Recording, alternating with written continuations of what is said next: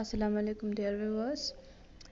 It's a video lecture of SST for class 5th, continuation of the unit 3rd. So in the last lecture we discussed regarding the factors that are affecting the climate, and little bit we discussed regarding the season. Among the factors that are affecting the climate, we discussed two factors, that was latitude and altitude. Today we are going to discuss the third factor that's affecting the climate, is distance from the sea. So अगर आपने देखना है कि एक कोई जगह का climate, हाँ, तो ये सारी चीज़ें हमें देखने हैं कि जो इफ़ेक्ट करती है क्लाइमेट पे, उसमें एक जो आता है that is distance from the sea. तो उसमें हमें पहले ये देखना है कि वो जगह से एक सी कितना दूर है, उसके आसपास में सी कोई है भी या नहीं है, अगर है तो कितनी दूरी पे है। क्योंकि आप देखिएगा जो सी होता है, जो प्लेसेस जो नियर टू सी होती हैं, वहाँ का जो टेम्परेचर होता है नाइदर वो ज़्यादा हॉट रहता है ना वो ज़्यादा कोल्ड रहता है। अब आप देखेंगे कि ज़्यादा हॉट एंड ज़्यादा कोल्ड क्यों नहीं रहता है, क्योंकि आप देखेंगे कि जो प्लेसेस होती है नियर टू सी, उनमें जो समर में जो सी ब्रीज होती है, यानी जो लहरें आती है समर में, that keeps that place cold. Usually tourist जो होते हैं वो समर में कहाँ जाते हैं, generally to the seaside. क्यों? क्योंकि वहाँ का टेम्परेचर, जो ब्रीज आ जाती हैं उसकी वजह से जो टेम्परेचर होता है बिट कूल डाउन हो जाता है।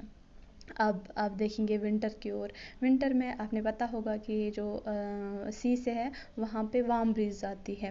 वार्म ब्रीज की वजह से जो वो प्लेसेस होती है जो नियर टू सी होती है, वहाँ वो जो लहरें होती है, वार्म लहरें, वो उस जगह को ज़्यादा कोल्ड नहीं होने देती है। ठीक है। अब आपने देखनी है कि फॉर एग्जांपल मैं आपको बोलूँगी जो places near to close to sea है, लाइक आप देखेंगे मुंबई है, कोलकाता है, चेन्नई है, इसमें जो टेम्परेचर होता है नाइदर वो ज़्यादा ही हॉट हो जाता है ना और वो ज़्यादा कोल्ड हो जाता है। ठीक है। अब यहाँ का इन प्लेसेस का टेम्परेचर जो नियर टू सी होती है, जो क्लोज टू सी होती है, इनका टेम्परेचर ये मॉडरेट रह जाता है। ठीक है। तो लाइक विंटर में वो ज़्यादा कोल्ड नहीं हो जाता है और समर में ज़्यादा हॉट नहीं हो जाता है, फर्स्ट थिंग। नेक्स्ट थिंग, जो ही हम सी से दूर होते जाएंगे, अब फॉर एग्ज़ाम्पल जो प्लेसेस अवे टू सी है, आप देखेंगे जो हमारी सेंटर है, लाइक दिल्ली की बात करेंगे, उसके सराउंडिंग में कोई सी नहीं आता है, तो वहाँ पे आपने सुना भी होगा कि दिल्ली में जो टेम्परेचर होता है बहुत हॉट रह जाता है और विंटर में वहाँ पे कोल्ड रहता है, क्योंकि उसका जो सी का इफेक्ट नहीं रहता है, सी से वो बहुत दूर है। तो नाइदर वार्म ब्रीजेस आएंगे तो ना कोल्ड ब्रीज आएंगे समर में। सो उसका जो टेम्परेचर रहता है that's very hot in summer and very cold in winter. तो इन जैसे दिल्ली है जहाँ पे सराउंडिंग में कोई सी नहीं है, तो इस जैसी जगहों का जो टेम्परेचर होता है या क्लाइमेट जो रहता है दैट इज़ एक्सट्रीम। सो अब आपने नटशल में क्या देखना है कि जो ही हम दूर होते जाएंगे सी से, उस जगह का जो टेम्परेचर, जो क्लाइमेट रहता है, they are hot in summer and cold in winter. That was the effect of the distance of the sea on a place. So आपने यहाँ पे दो चीज़ें याद रखी, फर्स्ट कि जो सी के क्लोज प्लेसेस होंगे उनका टेम्परेचर जो है विंटर में ज़्यादा कोल्ड नहीं रह जाता है, समर में ज़्यादा हॉट नहीं हो जाता है और उनका टेम्परेचर मॉडरेट और इक्वेबल रहता है। और जो प्लेसेस सी से दूर होंगे, जिन पे इफ़ेक्ट नहीं होता होगा सी का, तो वहाँ का जो टेम्परेचर है that remains extreme, either it remains very hot in summer or and very cold in winter. So it was the effect of the distance from the sea. So next we will move on, that is direction of the wind. So what's wind, पहला point आपने पता होना चाहिए कि wind है क्या, that's moving air. Simple, in simple words you can say that moving air is called the wind. अब moving air से क्या इफेक्ट पड़ेगा, अगर विंड आएगा हॉट प्लेस से तो दूसरी प्लेस पे इसका इफेक्ट तो पड़ेगा ना। Like the wind blowing from cold और hot region make other places hot और कोल्ड। अगर जो विंड है वो हॉट प्लेस से आएगा तो दूसरी प्लेस का बिट इफेक्ट बढ़ेगा, वहाँ पे जो टेम्परेचर है वो थोड़ा राइज हो जाएगा। अगर फॉर एग्जांपल हमारे विंटर में अगर यहाँ की लहरें जो है वो जम्मू की ओर जाएंगे तो वहाँ के टेम्परेचर पे भी इफेक्ट पड़ता है, वहाँ का टेम्परेचर भी डाउन हो जाता है।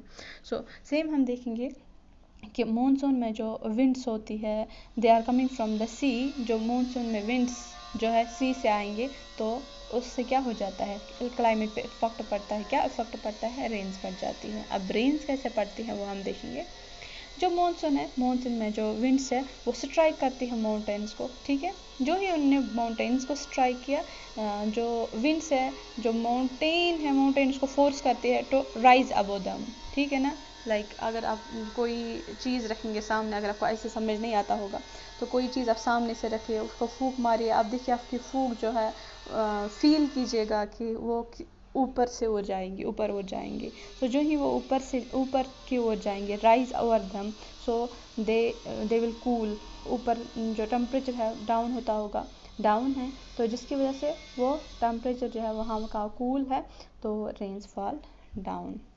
सो it often rains in the mountains, mountains में ज़्यादातर हमने सुना होगा कि वहाँ पे रेनफॉल ही होता होगा। It was the effect of the direction of the wind. So आपने देखा कि जो हॉट प्लेस से विंड आएगा तो दूसरी प्लेस पे टेम्परेचर बिट प्लेस से आएगा तो वहाँ दूसरी प्लेस जहाँ पे वो आने वाला होगा तो वहाँ का टेम्परेचर जो है बिट डाउन हो जाएगा, ठीक है। So it was the fourth point. Next is the humidity. So humidity हमारे स्टूडेंट्स को पता होगा कि ह्यूमिडिटी है क्या। ह्यूमिडिटी होता है amount of the water vapours in the air, कितने वाटर वेपर्स प्रेजेंट है हमारे एयर में, दैट इज़ ह्यूमिडिटी। अगर आपने कन्फ्यूजन होता होगा कि कैसे चेक करते हैं, उसकी अपनी स्केल होती है जिससे हम humidity of the air check करते हैं, ठीक है। सो ह्यूमिडिटी आप किस पे डिपेंड करती है, ह्यूमिडिटी डिपेंड करती है कि एक प्लेस, अगर आपने किसी जगह का देखना है कि इसकी ह्यूमिडिटी कितनी है, तो हमने देखना है कि ये कितनी दूर है किसी सी से, इसके सराउंडिंग में कोई सी तो नहीं है, जो आपने पहले ही देखा था कि distance from the sea. And direction of the wind, winds कहाँ कहाँ से आती है, माउंटेन्स कितने नज़दीक है, कौन कौन सा माउंटेन नज़दीक है, तो वो सारी चीज़ जो ही आप देखेंगे तो हमें पता चलेगा। हम फिर अपने स्केल से मेजर करते हैं कि ह्यूमिडिटी किसी प्लेस का कितना है। सो हम सेकेंड पॉइंट में आपको ये क्लियर करूँगी कि winds blowing from the sea to the land brings moisture. For example अगर आप चेन्नई या कलकत्ता में जाएंगे तो हम देखेंगे जो विंड्स वहाँ से आएंगे, सी लेवल से आएंगे, तो वो इस प्लेस पे क्या लेके आते हैं अपने साथ, मॉइस्चर्स, एंड जिसकी वजह से वहाँ का वेदर है वो ह्यूमिड रह जाता है। तो ह्यूमिड रह जाता है तो जिसकी वजह से क्या होता है कि अगर आप देखेंगे कि अगर हम ऐसे प्लेस में रहते हैं वहाँ पे स्वेटिंग ज़्यादा आ जाता है, ठीक है। तो अगर कोई जगह जो है अगर वो ज़्यादा नज़दीक है सी से तो वहाँ की जो ह्यूमिडिटी है वो ज़्यादा होगी, तो ह्यूमिडिटी ज़्यादा होगी तो इंडिविजुअल्स वहाँ जहाँ के जो लोग रहने वाले होंगे उनको स्वेटिंग भी ज़्यादा आती होगी।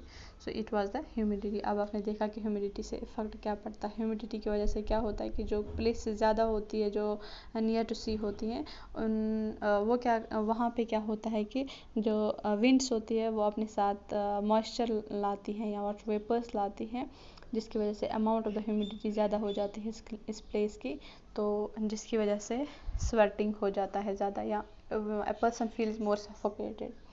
सो next point is the rainfall. How rainfall affect is the climate. So अगर आप देखेंगे किसी प्लेस का यूजुअली फॉर मेनी ईयर्स आप देखेंगे कि किसी जगह का कैसे rainfall, pattern of the rainfall क्या रहता है।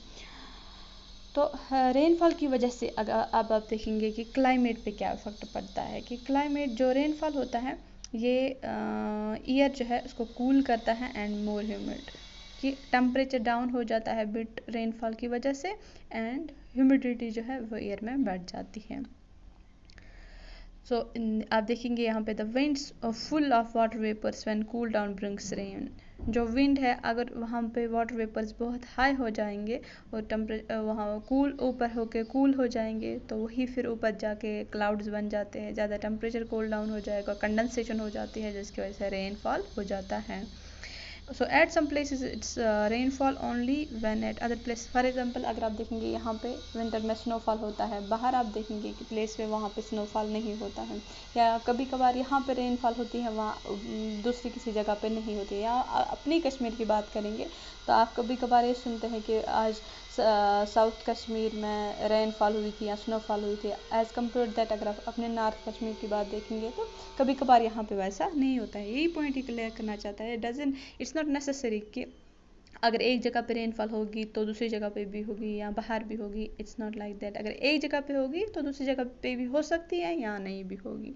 सो it rains all over all the year round at some places while it's dry at other places. For example यहाँ पे है, यहाँ पे पूरे साल भी पड़ता है। आज समर है लेकिन रेनफॉल तो पड़ सकता है, या विंटर में तो पड़ता ही रहता है। Some place receive rainfall in summer and others in winter. कुछ जगह ऐसी है जहाँ पे समर में रेनफॉल हो जाता है, विंटर में या किसी जगह पे विंटर में, यहाँ पे ज़्यादातर विंटर में रहता है रेनफॉल। अगर आप बाहर देखेंगे वहाँ का टेम्परेचर जब ज़्यादा हो जाता है, दिल्ली के देखेंगे, दिल्ली की ओर देखेंगे तो टेम्परेचर जब ज़्यादा हाई हो जाता है, जिसकी वजह से फिर वहाँ पे रेनफॉल भी हो सकता है।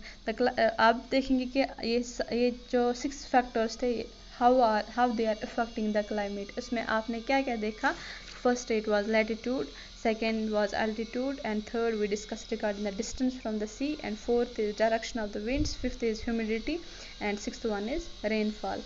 अब जो ये क्लाइमेट है, क्लाइमेटिक चेंजेस जो है वो ये हमारे जो लाइफ स्टाइल है वो एक इंडिविजुअल की लाइफ स्टाइल को चेंज करते हैं। आइदर इट इज़ वेजिटेशन और animal life. For example vegetation की बात करेंगे तो हम यहाँ पे विंटर में वेजिटेट नहीं कर सकते। आप देख सकते हैं हमारे किचन गार्डन जो होते हैं तो वो हम नहीं बना सकते हैं इन द विंटर, क्योंकि टेम्परेचर बहुत कोल्ड होता है तो सीड्स ग्रो अप नहीं करते हैं।